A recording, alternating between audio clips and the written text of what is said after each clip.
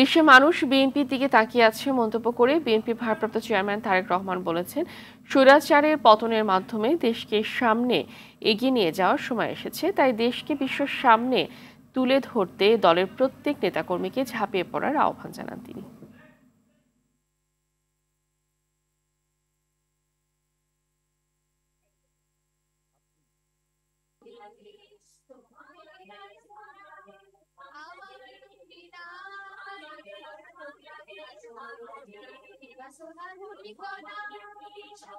আমাদের সামনে এখন একটি লক্ষ্য, একটি উদ্দেশ্য, সেটি বাংলাদেশকে পুনর্গঠন করা, বাংলাদেশের মানুষের ভবিষ্যৎকে গড়ে তোলা, বাংলাদেশকে রাষ্ট্র ব্যবস্থাকে আবার মেরামত করা।